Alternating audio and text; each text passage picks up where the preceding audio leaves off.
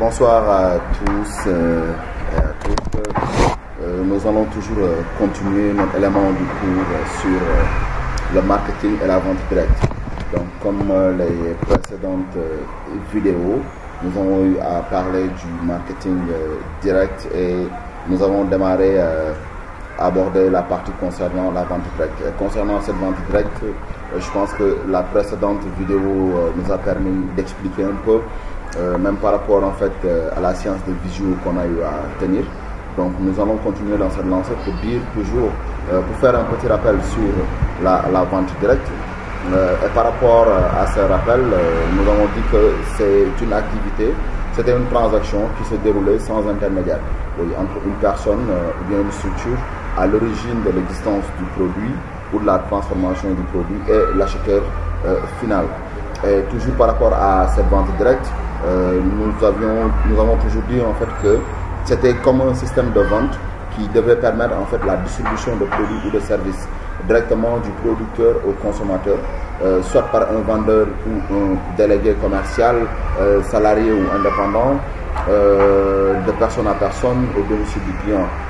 Maintenant, par rapport à cela, en fait, nous avons eu à identifier certaines fonctions qui ont pu émerger de cette activité de vente directe. Par rapport à ces fonctions, nous avions la fois dernière expliqué, par exemple, tous les métiers qui étaient liés au VRP, vendeur, représentant placé ou représentant salarié, ou les vendeurs à domicile indépendant, les VDI mandataires, ou ce qu'on appelle les VDI acheteurs-revendeurs, ou les agents commerciaux ou commerçants. Donc on avait essayé de dégager les spécificités qui étaient liées à chacune de ces fonctions. Parce que ce n'est pas du simple hasard aujourd'hui d'être par exemple un VRP ou représentant salarié de l'entreprise. Donc le VRP représentant salarié de l'entreprise a au moins quelques différences de près avec le VDI mandataire ou bien le VDI acheteur-revendeur ou l'agent commercial ou commerçant. Donc chacune de ces fonctions au moins correspond à certaines spécificités qu'on doit au moins mieux appréhender. Maintenant, peut-être que vous allez me demander aujourd'hui quels seraient un peu les avantages qui seraient liés aujourd'hui à l'activité d'être un distributeur indépendant.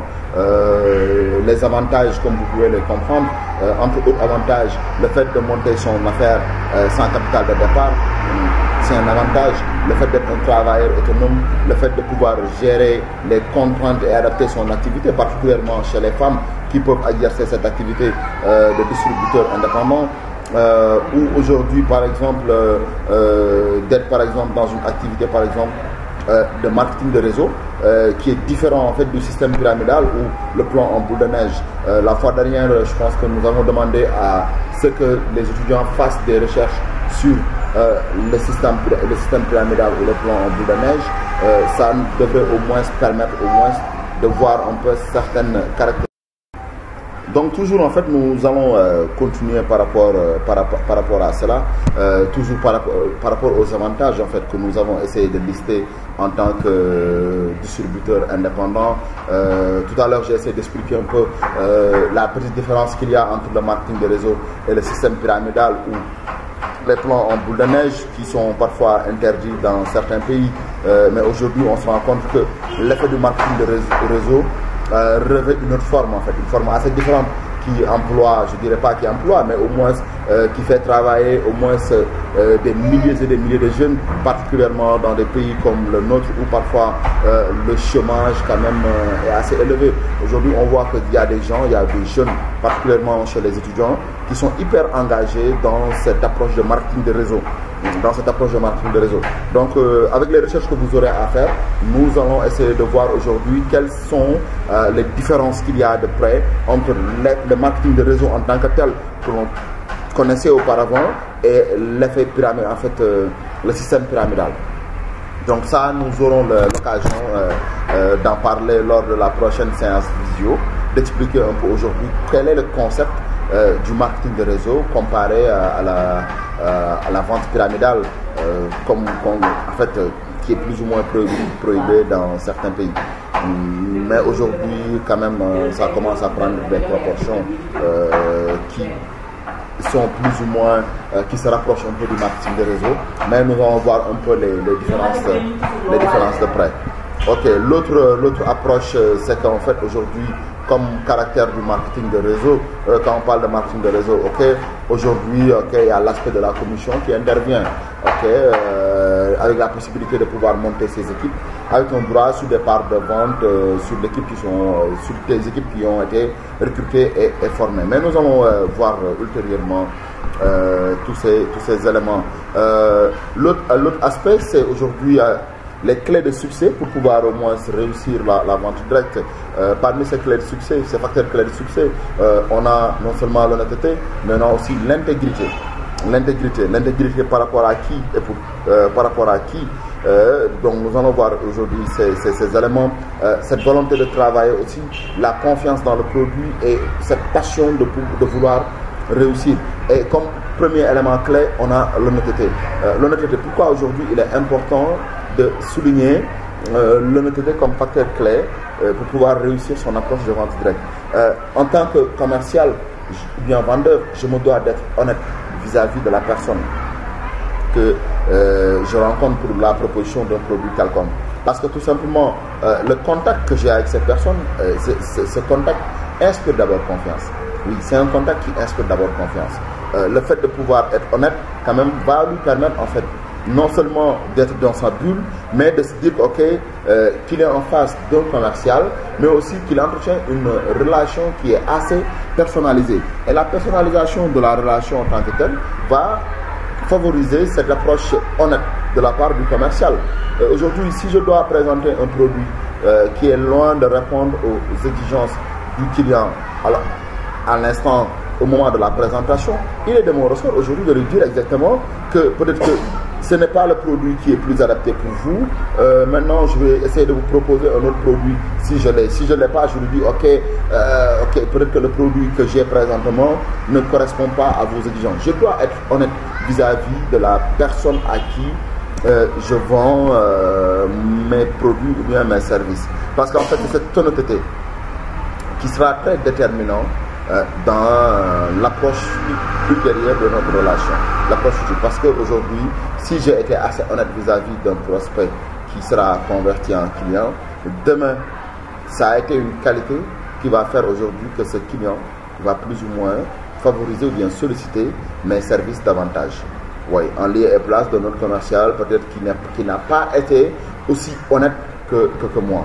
L'autre élément, c'est l'intégrité. L'intégrité, moi en tant que vendeur, je dois être intègre. Mais au-delà de l'intégrité, il y a l'aspect, l'intégrité en fait cache derrière ce qu'on appelle la crédibilité même de l'entreprise. Parce que qui est intègre? C'est peut-être le commercial qui a une certaine intégrité. Mais cette intégrité englobe derrière ce qu'on appelle la crédibilité de l'entreprise. Je dois représenter une entreprise qui est crédible vis-à-vis des clients, mais aussi avoir cette intégrité de pouvoir représenter l'entreprise dignement, de parler vraiment au nom de l'entreprise, de parler vraiment des produits et des services de l'entreprise. C'est des notions en fait que nous allons développer en séance de visio, ok, comme ça on aura vraiment l'opportunité d'entrer dans le fond du sujet, expliquer aujourd'hui en quoi l'intégrité est-il important, en quoi l'intégrité est importante pour pouvoir mener à bien une activité de vente directe.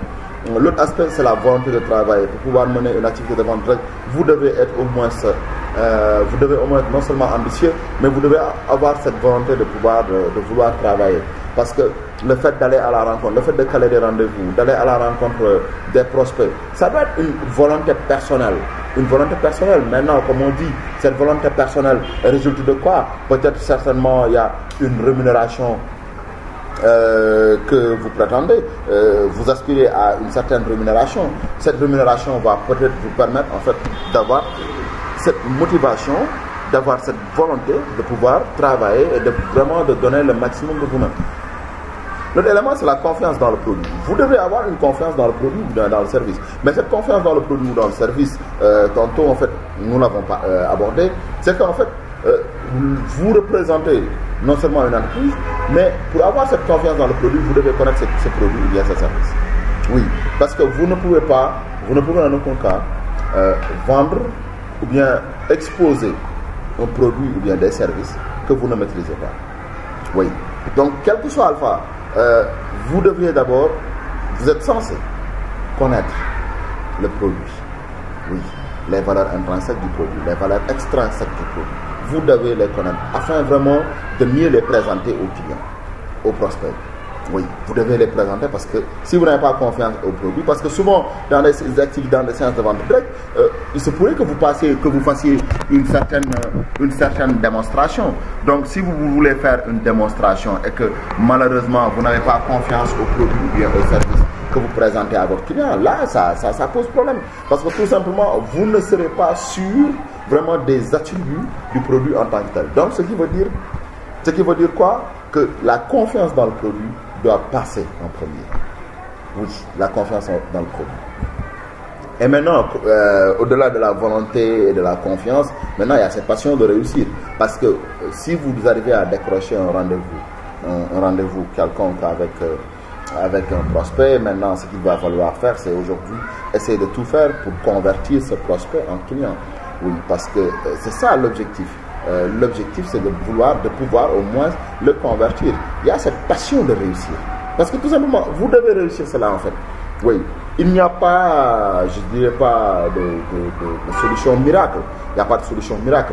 Si tous ces éléments ont été bien pris en compte, il y a l'honnêteté, il y a l'intégrité, il y a cette volonté de travail, il y a la confiance dans le produit. Maintenant, qu'est-ce qui reste? Cette passion de réussir. Cette passion de réussir, c'est vous-même en tant que commercial. Comment est-ce que vous devriez appréhender l'approche, cette approche de la relation client qui va permettre en fait de pouvoir convertir ce prospect en un client. Et là, ça contribuera à l'atteinte de vos objectifs professionnels.